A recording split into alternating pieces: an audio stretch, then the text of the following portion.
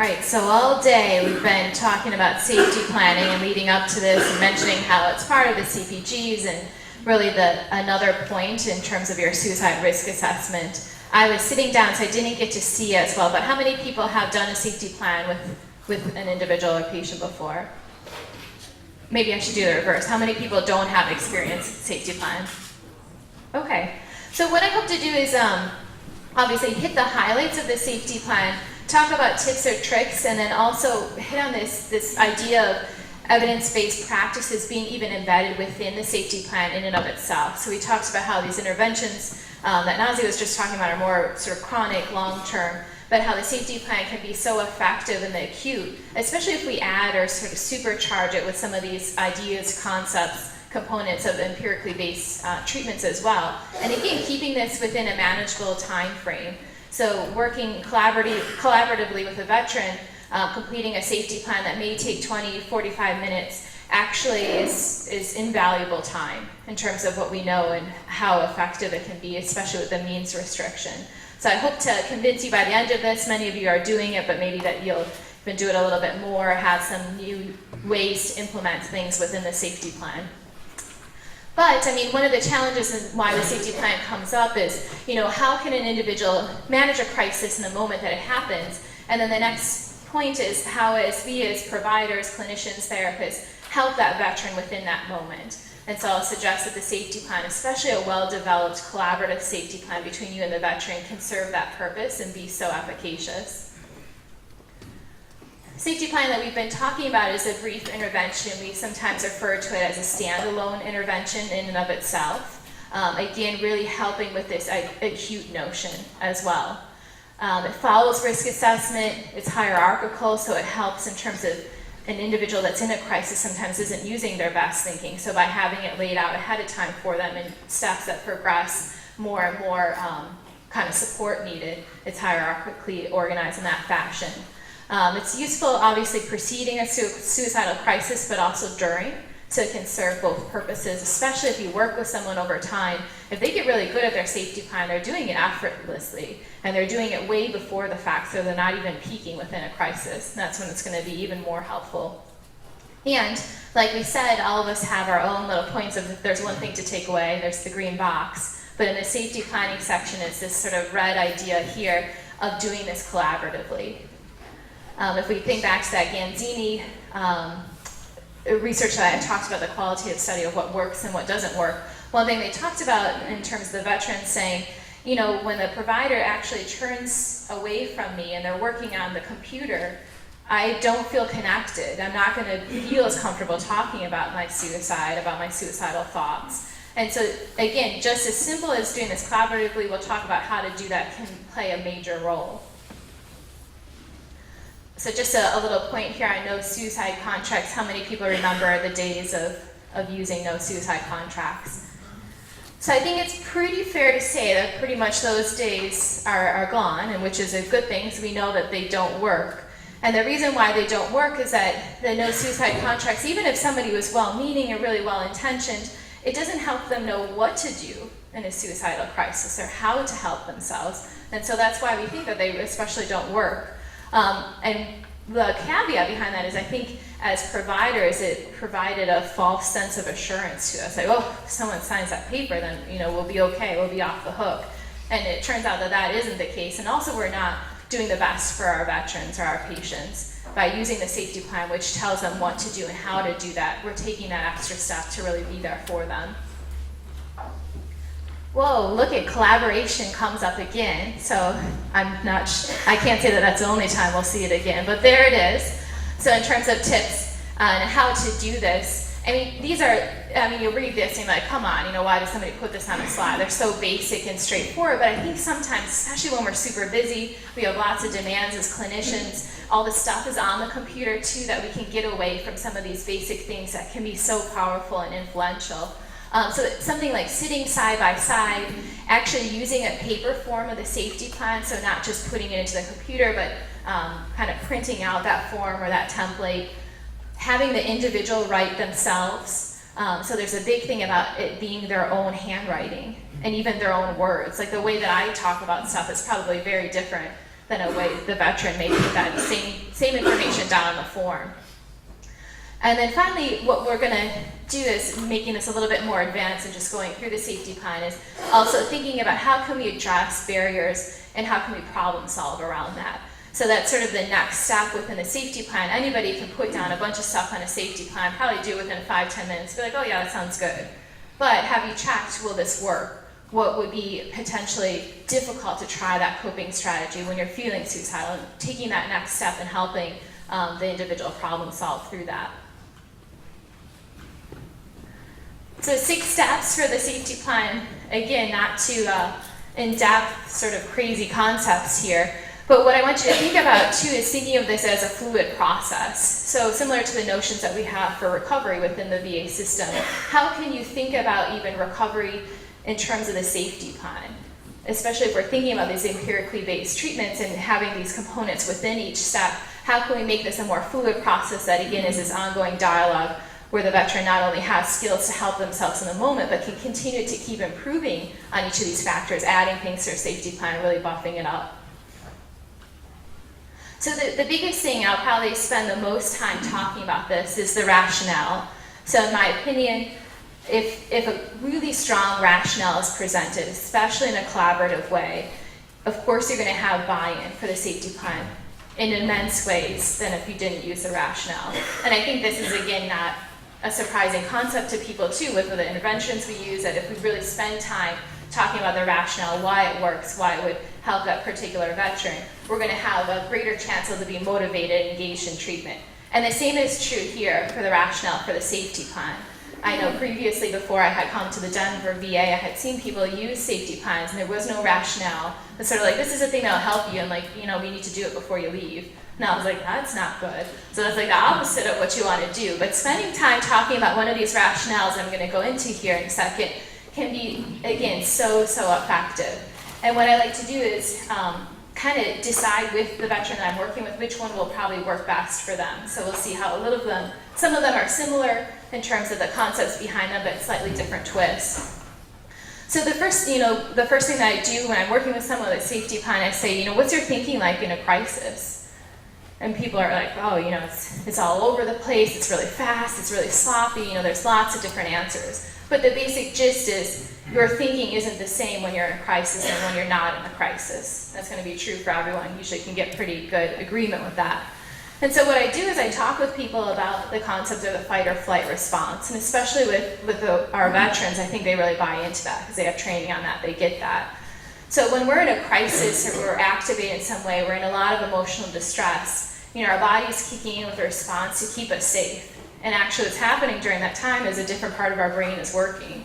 So the frontal area of our brain that really does our good planning and really sophisticated thinking goes offline. We start using sort of the core pieces of our brain during that time. So it makes sense that it would be extremely difficult, Mr. So-and-so, when you're in this crisis, because even your brain's sort of rewired. So what the goal is then, we're working on the safety plan now. When you're not in a crisis, we can use some of our best thinking, and then the game plan's on a piece of paper, ready for you to go if you find yourself in that place again. People are usually like, oh, that makes sense to me. Another one I like to use, which is more of a sort of cute one, do people remember, especially in elementary school, how you would practice stop, drop, and roll for if you catch on fire? How many people? I remember doing that and thinking of my little self, falling down. We practice it so much. And so, I bring up this concept, and usually people, I've noticed that some of the younger veterans are sort of like, I don't know what she's talking about. So I'm not sure if this is widely practiced anymore, so this may be something to think about for those that are in the older generations. So, you say, well, you practice this over and over again, but usually what are people's first instinct when they're on fire? Is to run, which is the whole opposite of all that practicing. But even still, I guarantee there are probably some kids that, I hope that this isn't the case, but caught on fire, and even if they practice, I bet there was an instinct to run. And so the same thing here, that if we're in a crisis, we're going to go back to those sort of learned behaviors, what our instinct is. And so for the most part, if someone hasn't used a safety plan before, you're going to try the things that you tried before that maybe didn't work so well. So what about using something like this where we practice over and over again so that you can override that instinct, similar to the stop, drop, and roll analogy? Another one that works extremely well, especially if you're working with a veteran that's still really tied to their military service or really sees that as a core part of who they are, is talking about SOPs, so standard of practice. So, I mean, SOPs are everything when they're serving in the military. And so it would be unheard of if they entered some kind of dangerous mission without having an SOP in place. Even if they knew what to do or how to do it, that still was always there. And so it's similar for this. You know, you may have the skills, strategies, techniques, but why don't we have a plan in place so that when you're in a crisis that you can go to that? You would never have thought of or dreamed of putting yourself into a dangerous situation without a plan. Could we think of this as the same way? A suicidal crisis is pretty dangerous, or even if you're feeling distressed, here's a plan that we can have in place that you can use.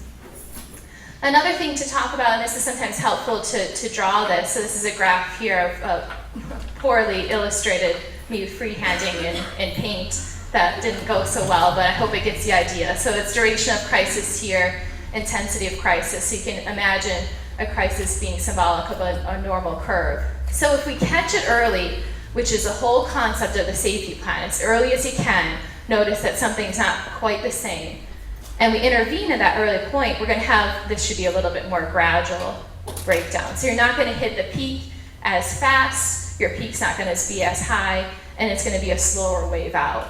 And so, again, this rationale, one, buys in sort of participation by the veteran, but also you can use it with some of this problem solving. So as we go through, lots of times, I'm sure many of you, when you safety plan with people, are like, oh, well, X, Y, and Z. If you go back to the rationale, it can sometimes help you, and I'll talk about that here in a second.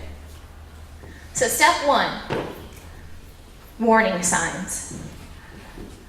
So it's pretty straightforward. You want to help people know what are those earliest signs, those clues that distress is coming, that you're not quite yourself.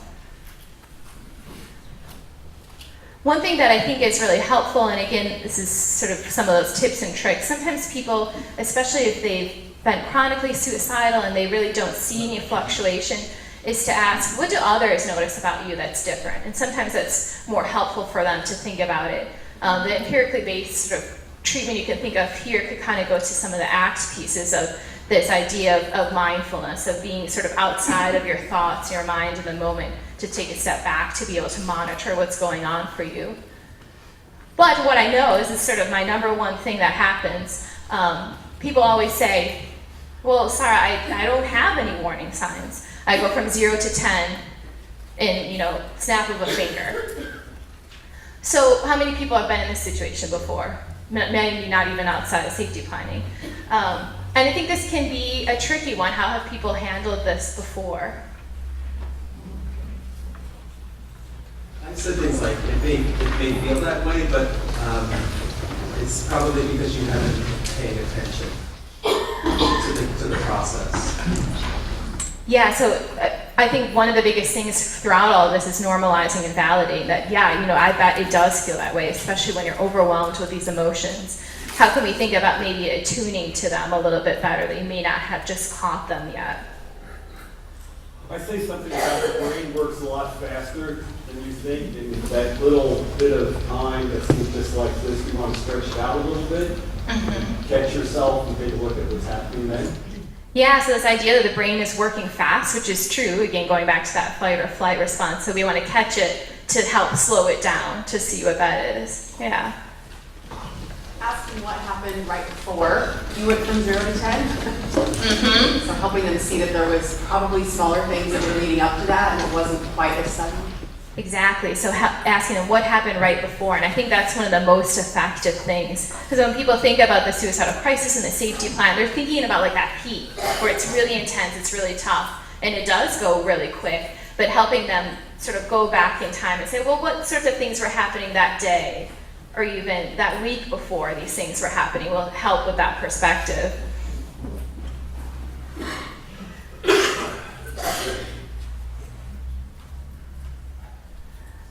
So I think, again, warning signs, I probably spend the most amount of time on that, because if you go back to this idea of the rationale that you need to catch it early, if you have really good warning signs identified, it can be so helpful. So really helping people think across a continuum, so thoughts, sensations, behaviors, feelings, emotions, identifying all of those, even as straightforward as putting down the safety plan, having the thought that X, Y, Z. It's also helpful to help people build in even a continuum within the warning signs. So maybe lots of the top two that I often get is isolation and substance use. And so I'll talk to them, well, what does isolation look like for you, to make sure it's personalized and specific. But then also, what are all the steps within isolation? Because oftentimes it'll be, well, you know, I don't start calling people as much, and then I don't go out of the house as often, and then I'm not leaving the house at all, then I'm just staying in my room. So for example, there's a continuum that can be built in even within the warning signs, backing it up to catch it early. So the second step is coping strategies. So what are things that the person can do in the moment to take their mind off the suicidal thoughts? So, I mean, there's pretty straightforward questions here. What types of things have you found helpful in trying to distract yourself?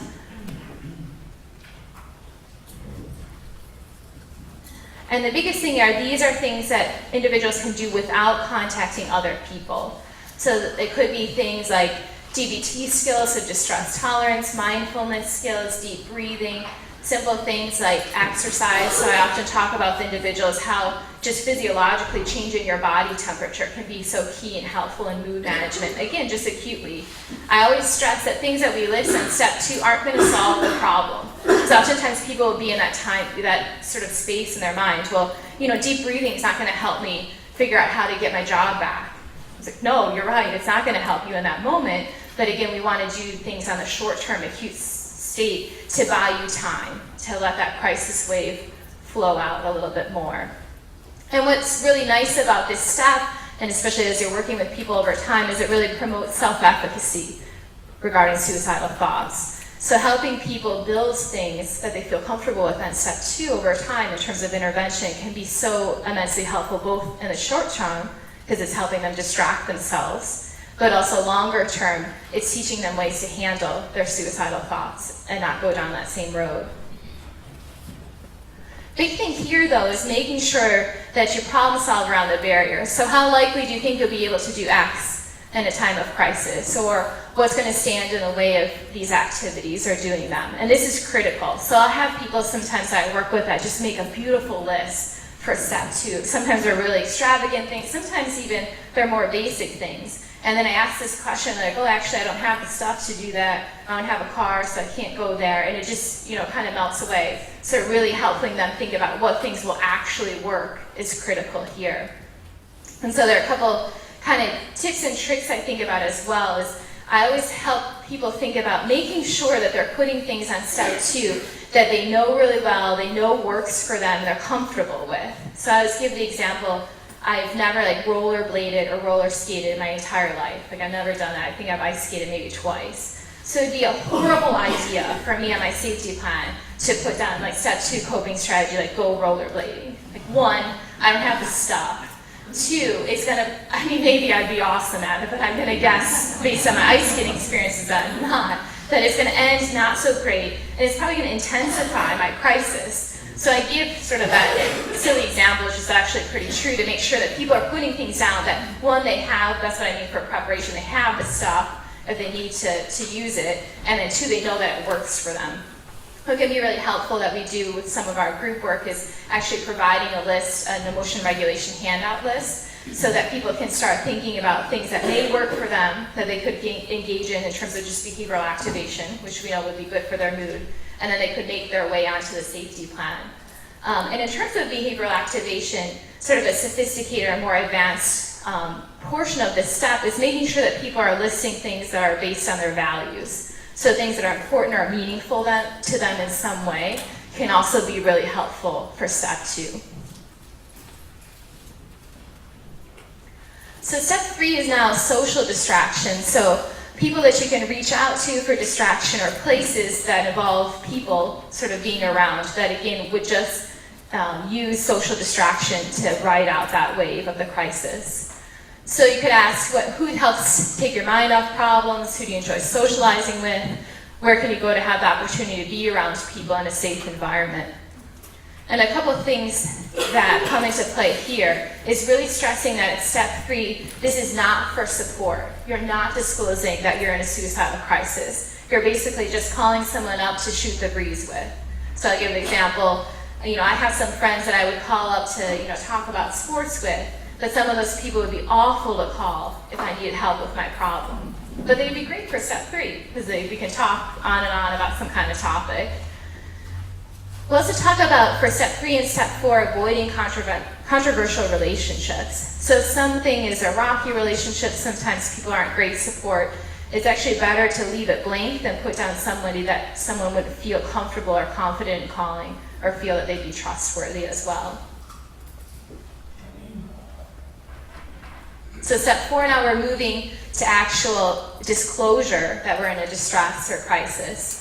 So this is helping people think about who's supportive, to reach out to in times of crisis, who can they trust, who gives them good advice. Could be the same people as step 3, but could be different because of the purpose is different. One thing I encourage, and we'll talk about here in a second for troubleshooting, is oftentimes people will say, well, I don't want to be a burden, or I don't want to call someone up, they don't know how to help me at that time, and so I'll really work with them. Well, do you feel comfortable telling them about the plan, maybe sharing the plan with them, troubleshooting it before you call them up? And usually that will help alleviate that fear. And again, this idea of better to leave it blank, as the safety plan is set up that they could just move on to the next step if they don't have someone for step 4. And then maybe a long-term intervention goal is setting up support that would make their way on to step 4. Step 5, professionals, so that's you guys. Sometimes this section is filled out for people already. Not going to go into detail here, but you know, providers, as well as urgent care, 911. This is where I take the opportunity to really highlight the crisis line.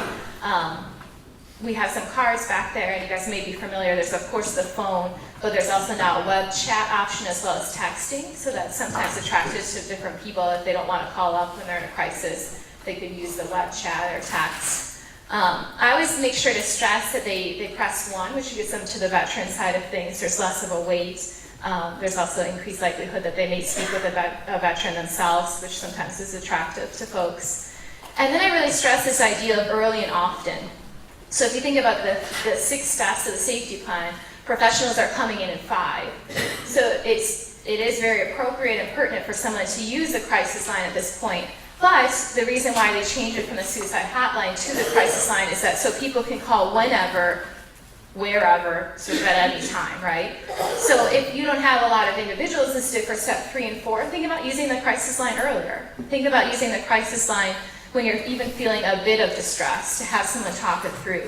Again, this idea of distraction, of kind of evening out the wave of the peak of the crisis. That can be really empowering for people. I know I've worked with individuals that started using the crisis line more often, and just in general, their suicidal ideation went down. They felt like they had more support and were coping better. So last step, which is probably where most of the action is at, where we know that we're pretty effective here if we do a good job with this, is limiting access to means. And then I want to also talk about a bonus purpose, sort of the flip of thinking about step 6, are reminders for reasons for living. So we're going to get at how to do that. So the idea here is, and I always talk about it, sometimes veterans will bring up, it's impossible to make an entirely safe home environment, right? If we think about all the possible ways or means by which people could choose to kill themselves, there's no way we could take everything out of the home. There would be just like the walls, and probably still somehow that could be dangerous to some individuals. So what you really want to tune into is what are the specific methods that they've thought about using, that they've engaged in preparatory behaviors for, that they have means for that, and really key into that. And so that's the first place to start. And what I talk about is this idea of, again, buying yourself time. And we're going to switch into a case here for a second, but you know, it's not necessarily that we need to remove everything from the home. Someone will say, well, then I can just go somewhere else and do these things. And I said, you're right. But we know when our problem solving is offline and we're not doing our best thinking, if we can make it harder for you to get your hands on something immediately, then we're going to buy time. And then your problem solving can come back in on play, which is really helpful. But what I know is this happens a lot, especially in Denver. I'm not sure about here in Seattle. If you think about even our case that we had, but they say, you know, there's no way you're taking away my guns. Like, no way. I'm not removing the guns. What do you guys do next? How would you handle this? So I'm hearing gun locks, safe, ammunition. I think someone's safe to take it. Yeah, exactly. So I think this is sort of a sticky point, and right away people kind of snap at this. And so I talk about, let's think about a range of options that are available, which are many of these things that you guys are talking about. Yeah, one of the things I do is ask if they have a friend that they would feel comfortable having the guns for a while. Right, so friends that they trust, that they could just have them take the guns for a small amount of time. Yeah. So a lot of these work, I always think about it as options. So if you think about it like a buffet, I have found myself wanting to eat everything on a buffet, but the idea is there are options for you to pick that are best for you. So when it comes to firearms or weapons, for example, is it that we need to get rid of them? Is it that they need to be out of the house? Or could it be something like a trigger lock, a gun safe, ammunition stored separately from the weapon? And I tell them about this idea of, let's say you have a loaded firearm that's sitting right at your bedside table next to your bed. How long is it going to take you to do something with that gun versus if we had it separated ammunition, sort of locked up in one place or the other, and they get it. And so they start to buy into this idea, okay, they're not just trying to remove my weapons or whatever it happens to be, it's this notion of buying myself time. But I also like to highlight, even for individuals that don't have trouble with alcohol and drugs, is those things are never good to have around in terms of just our thinking. So if they're at a particularly sensitive time period to think about that. Asking for help, a couple of recent examples, an individual that had thoughts about overdosing would have their significant other help administer the medications on a day-to-day basis. There's another creative one where the individual is having a substance abuse problem, and if they were allowed to have more money each day at the beginning of the day, then they would just use it at the end of work to buy some stuff from the liquor store on the way home. So bringing in his wife into the plan, she made sure to just give him sort of enough money during the short-term period so that he had enough for lunch, that he didn't have anything left over. And so the bonus thing that I had talked about is things that you can add to the environment to remind you of reasons for living. I think this can be key, and sometimes we don't always think about this for the safety plan. So is that photographs? Is it mementos of some sorts? Is it lyrics, quotes? Something that helps them remember that they have that reason for living. And making sure that that's up in their home, in their environment. And then we also talk about putting those in places where they may be storing the ammunition or storing the weapon or storing the medication, so that can be an extra stimulus to remind them in that moment, oh yeah, I've forgotten about this, but that's pretty important to me. So I want to highlight it in that theme of the various apps that we have. There's this thing called Virtual Hope Box, which you can also make one of these sort of with a shoebox, or it can be anything, but this is the new age version of it on the phone. But basically what this does is sort of that whole idea of the reasons for living. It can pull in pictures, phone numbers, contacts, quotes, all these things all in one place in the app that the person can go to, which helps them remember, hey, these are the things that keep me going. These are the things that are really important to me. So a person can have this virtual version of that, or they could actually construct one to have at home. And that's usually pretty empowering and helpful to people. So the next piece is really the implementation. So assessing people's comfort, their intention to use it, and problem solving around some of these common barriers here. So people talk about how it's difficult to reach out to others, so we troubleshoot, well, what if you shared a plan before? How can we come up with a game plan for that? Sometimes people are like, I don't like this name of the safety plan. Like, it sucks, like, that's dumb. And I'm like, let's rename it. Let's cross it off. Even let's put it on another piece of paper of a name that works for you. But you wouldn't think like that wouldn't be one that you necessarily would bring up. But that can be even important as well. Like, does this form fit for you? Do you feel like this is comfortable, part of something that you would use? And something as basic as the name may deter someone. And then it's this concept of don't remember to use it, it will get lost.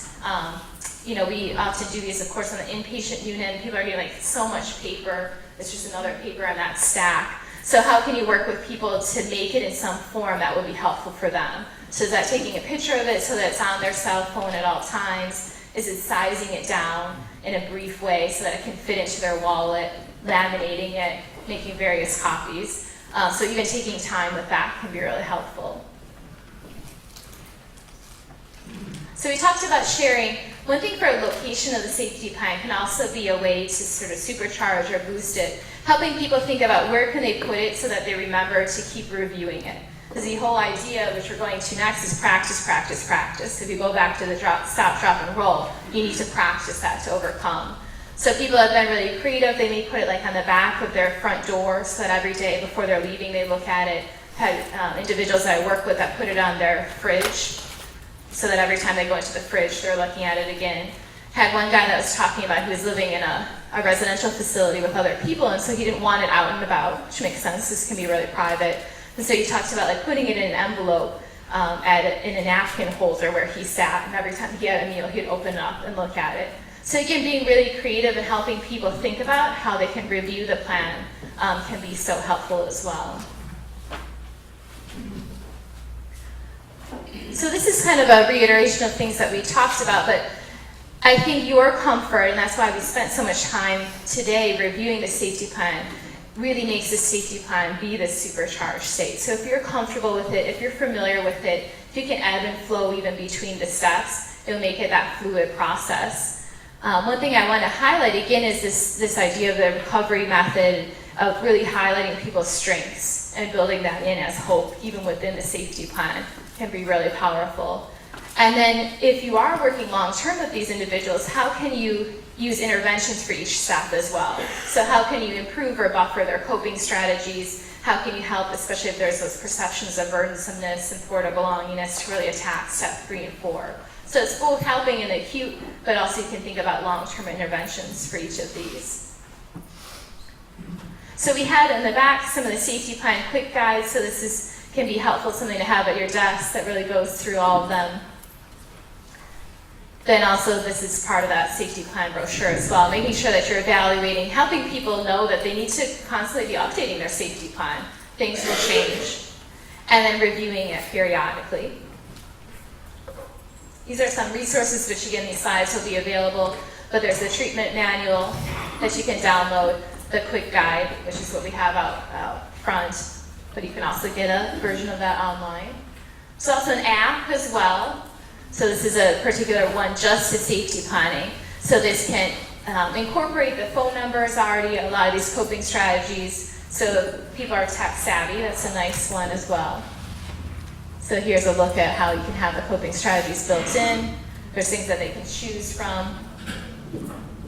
Here's what their reach out looks like.